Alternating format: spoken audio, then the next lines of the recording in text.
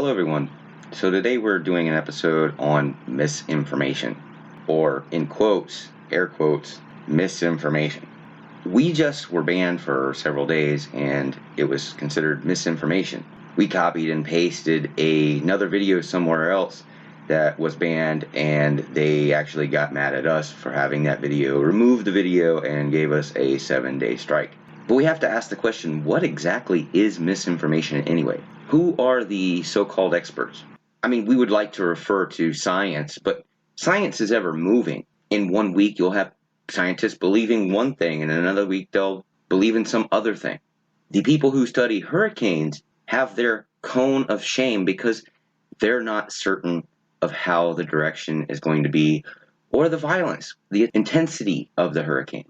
So we ask, if people who are weathermen or scientists in regarding to the weather, if they can't get things accurate, then what hope do we have for all of science?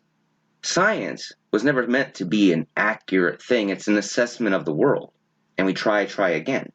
As Edison said, it's 99% perspiration and 1% inspiration. And you keep trying until you get things right. Why the censorship? Why in the world do you say, this is a condemnable word that we don't believe, and therefore it's not allowed? We want to know where you get off on being allowed to redirect everyone's thought. We've said for many years now that TV, social media in general, every form of entertainment in front of you is designed to keep you glued to the seat. No one wants you to go away from your little square rectangular box. They make money that way. There's many endeavors out there in life that you can say, I don't need TV. I don't need social media. But they don't want you to have those. Keep in mind, Joe Biden said he wanted everyone to go out and learn to code, as if everyone's designed to be a coder.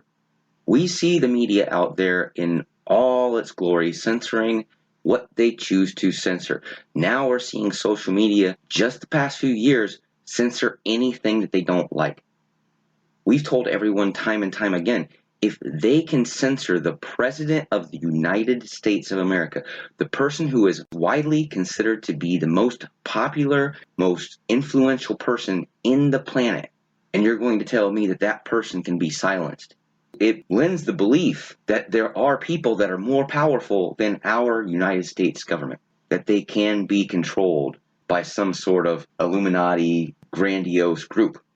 I think we have that in the media.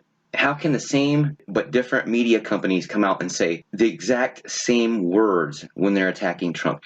It is as if they're reading off these same cue cards. And there's a reason for that. When you say misinformation, well, we ask the question, who are you to choose what misinformation is? It's like a child sitting at a table going, oh, I choose to believe this. No, I choose not to believe this. And not having any context of a life around them. They're still just a young child.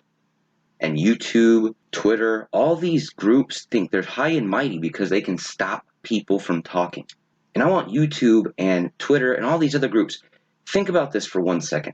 What group in history, in all of human history, what group has done well after they tried to censor everyone? Why is censoring such a hot topic? Would you like it if people thought, we're going to censor you. We're going to censor YouTube. We're going to censor Twitter. The irony here is that you tell people in another country, and I'm not sure which one it was, but Nigeria, a backwater country, you tell them it's inhumane to not have Google. It's inhumane. It's literally an offense on your rights as a human being. But then you go to America and you censor the President of the United States. You selectively censor one side of one party and not anybody of the other. You say people can't say these derogatory or harmful things or bullying tactics, etc., and you have people from the Taliban, Al-Qaeda, etc., on Twitter literally saying blank to America. There's no bias there. It's okay to say that about America. You can say those derogatory terms, but bullying and harmful context will get you banned from Twitter. People went out and voted for Mr. Senile. And the honest to God truth is that you voted for Senile because you just didn't like mean tweets.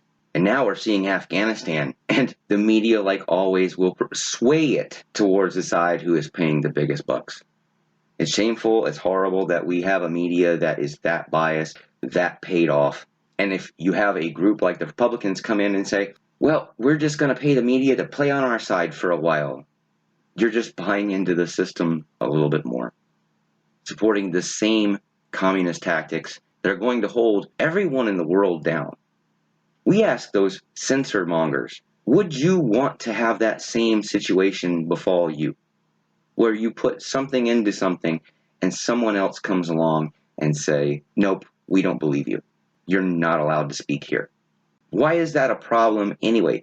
You're only making people believe that what you're saying is so close to the truth that you had to be censored. Anyway, you folks have a wonderful night, a good morning, a good evening, whichever. Please subscribe. It really helps us out a lot. We really need all the help that we can get. God bless each and every one of you. See ya.